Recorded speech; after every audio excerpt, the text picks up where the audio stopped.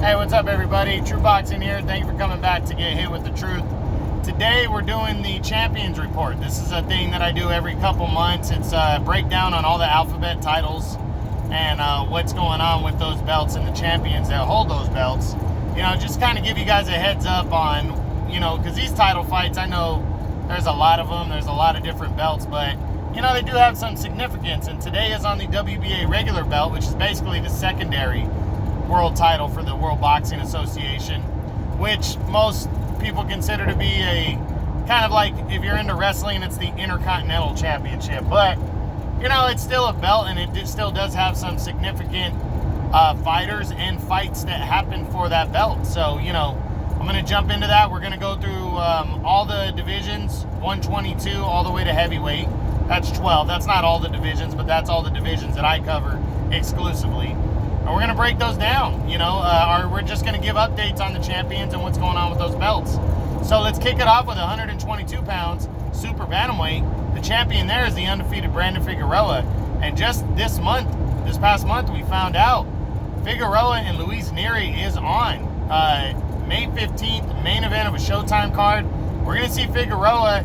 I'm not sure if he's unifying titles officially with his regular belt, but I haven't heard that the belt's getting stripped either. So it looks like Figueroa is going to battle Luis Nery for the WBC and the WBA regular belt.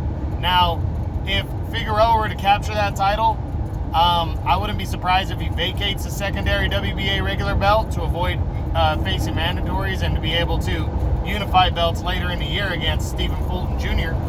But the winner is in line to fight the WBO champion Stephen Fulton on September 11th. So big time action right there. You know, big time fight right there. This fight's coming up. I'm going with, oh man, it's tough. I think I'm going to pick Brandon Figueroa to win this fight in a firefight. I think because he's the bigger guy. Luis Nery moved up last year.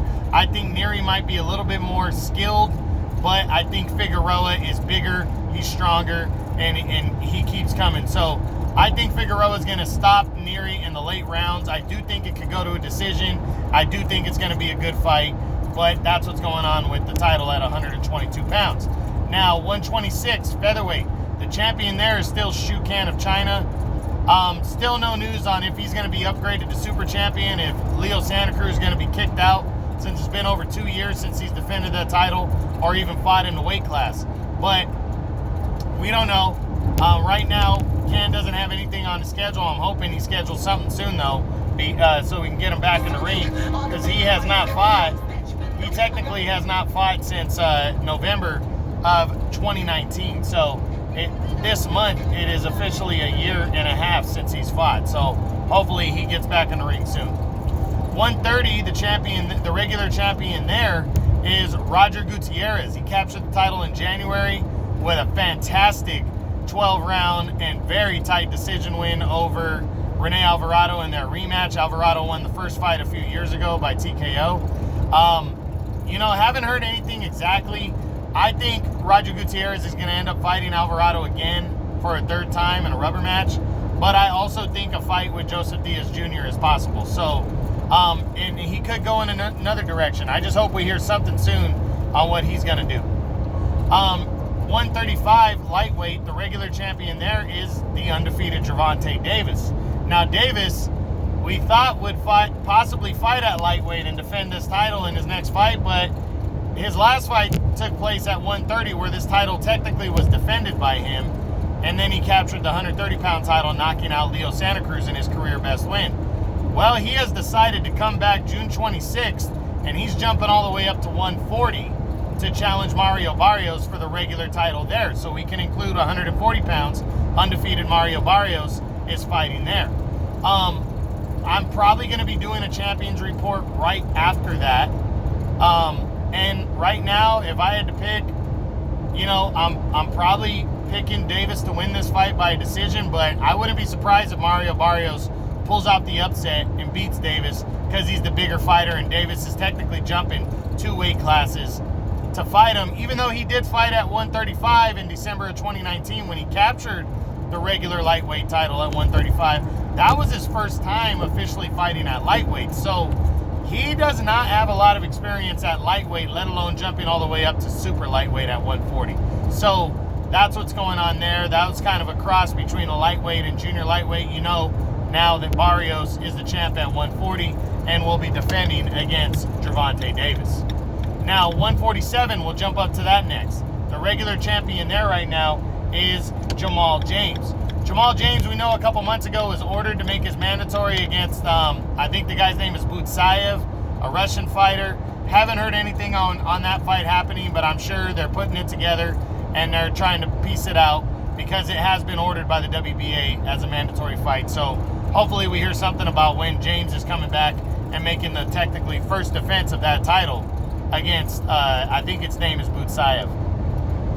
154, the regular champion there is still technically Erislandy Lara, but Lara looks to be moving up to 160 pounds and challenging for the vacant title there. So we're basically going to cover 154 and junior, which is junior middleweight, and 160, which is middleweight. That title is vacant, been vacant for a couple years, and Lara is moving up to 160 to take on Cornflake Lamana for that title. Actually, this weekend coming up, May 1st. I think Lara is going to beat Cornflake Lamana, capture that championship in the second weight class, and push forward as a middleweight 160. But you never know. I mean, Lamana, Lara's never fought that high, and he's a little older. He gets hit more. Lamana's a veteran. I think he's going to lose, but that's what's going on for 160. Now, coming back to 154, where Lara holds the title. If he were to lose, I wouldn't be surprised if he came back down to 154 and fought there. But I think he's going to win. That means he'll probably vacate the 154-pound title after he wins, and we'll see two new faces fight for the world title. We don't know what the plan is on that exactly, but that's what I believe is going to happen. Now we jump up to 168, where the champion there is the undefeated David Morrell. Well, the WBA ordered a couple months ago for Morrell to take on former world title challenger John Ryder. Haven't heard anything about him and Ryder locking horns as of yet, but I'm sure that fight's getting worked out, considering it's a WBA mandated fight. So we should be hearing something about that soon. 175, the regular champion there is Jean Pascal. Pascal, still haven't heard when he's going to return. He hasn't fought since December of 2019. I'm hoping he's returning for a rematch with Badu Jack. But I haven't heard anything as of yet. That seems to be the best and most makeable option for him, so I don't see why he wouldn't take that fight. But we'll see what happens. You know, again, they fought the first time, and Pascal walked away with a very close split decision in a great fight where they traded knockdowns. Pascal won most of the first half of the fight, knocked Jack down, almost knocked him out. Jack returned the favor in the later rounds, and then they chucked it out all the way down to the final bell. Jack ended up outlanding Pascal, but it was very close, and the fight was scored a split decision in Pascal's favor. They have been asking for a rematch since. It was supposed to happen last year. COVID shut that down, so I'm hoping that fight gets put together, but we'll see. Champion at 200 pounds, cruiserweight, is Riyad Merhi. Well, Merhi is apparently fighting in some kind of exhibition coming up soon here. I think May 1st or May 8th in that area over in Europe, but it will not be for the title. I know the WBA ordered Merhi to fight Junior Dorticos, a former two-time champ, but I haven't heard anything about that fight coming to fruition, so we'll see.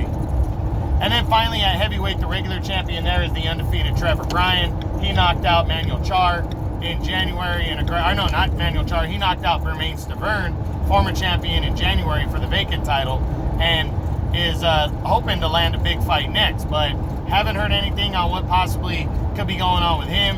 Hopefully we hear something soon, because, you know, Bryan's an American and he's an undefeated heavyweight, and he seems to be a big puncher, so I think he would attract a lot of fans, and the heavyweight division is on fire right now, so we'll see. But that's it. That's the champions report for the WBA regular championship, the secondary world title for the World Boxing Association, and I hope you guys enjoyed it. That's True Boxing. You've been here with the truth.